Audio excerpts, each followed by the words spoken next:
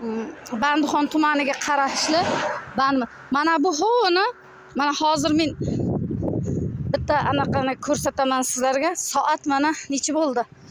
1 bo'ldi. Lekin soat 1ligiga qaramay ko'chada aholini obodonlashtirish bo'limidagilar xalqni mana bunaqa qilib ishlatyapti. Bunga nima deysiz? Nima prezidentimizning kelishlari uchun xalqni shunday azoblab ayni soat 1da mana shu holatga ishlatish mumkinmikan? Men tasodifan rosti mana bu nimada tasodifan kelib qoldim. Hozir to'g'risi mehmonga ketayotgan holda bu narsani video qilishga ahd qildim. Balkim hozir urush bo'lib ketar. Har qanday holatda ham hurmatli obunachilarim, imkon qadar meni qo'llab-quvvatlaysizlar degan umiddaman. Mana aholini soat 1da ishlatyapti. Obodondamisiz opa? Obodondamisiz? Hurmatli obunachilarim, hurmatli Surxondaryo viloyati hokimi, mana bu Bandixon tumanining ko'chasida xuddi mana shu ahvol. Har qanday holat bo'lsa ham meni qo'llab-quvvatlashlaringizni so'rayman, iltimosim.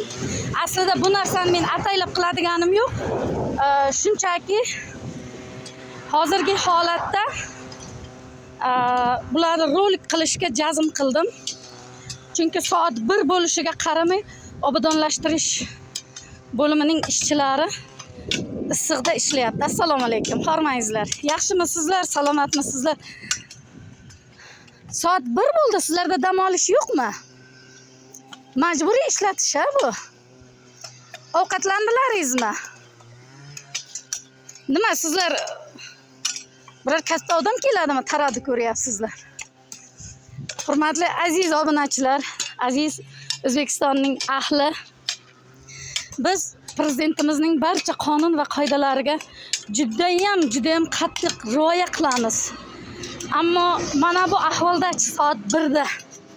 Assalomu alaykum opajonlar, zo'rmisizlar, salomatmisizlar? Ertalabdan buyog'ida ishlayapsizlarmi?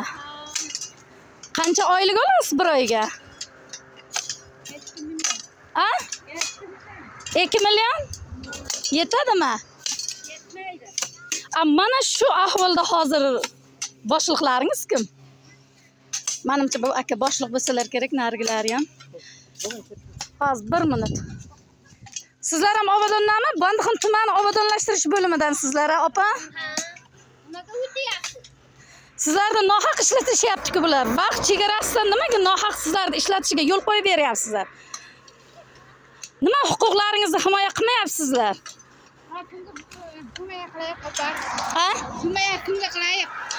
Murojaat qilingda, hozir ishlash mumkin emas-ku. Hozir 45-50 gradus issiq bo'layapti.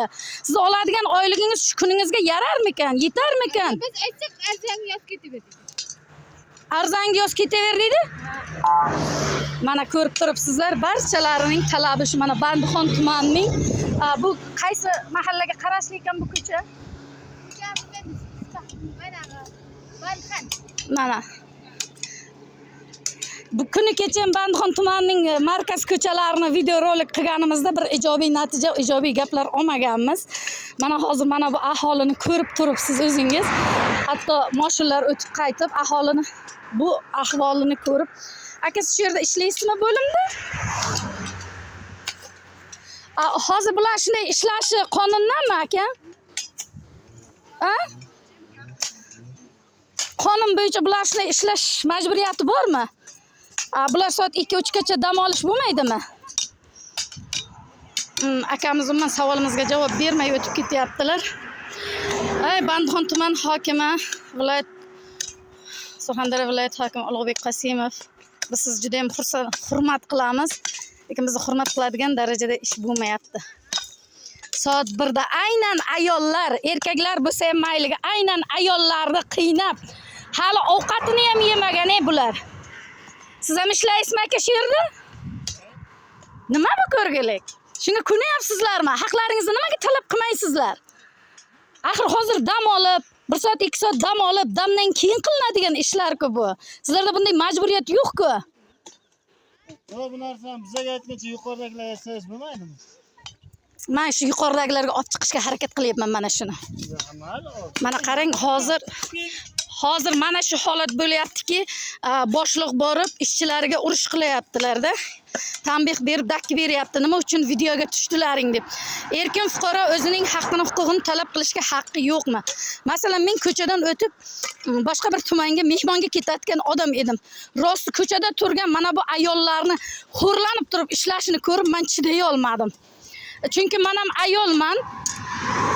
Lekin aka hozir mana bu odamlarga, ayollarga baqirib urush tanbeh beryapti. Aka ep emasdi, lekin bu ayollarga gapirishga, bu ayollarda umuman aybi yo'q. Bular meni chaqirmagan ham, bilmaydi ham, tanimaydi ham, ko'rmagan ham bular. Umuman beayb insonlar, lekin bu insonlarning oyog'iga bosh qo'yib rahmat aytish kerak-da.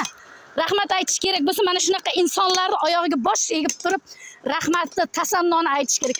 Siz erkaksiz, ayollarni qarang qanday ishlayapti. Uyat. Akaga uyat.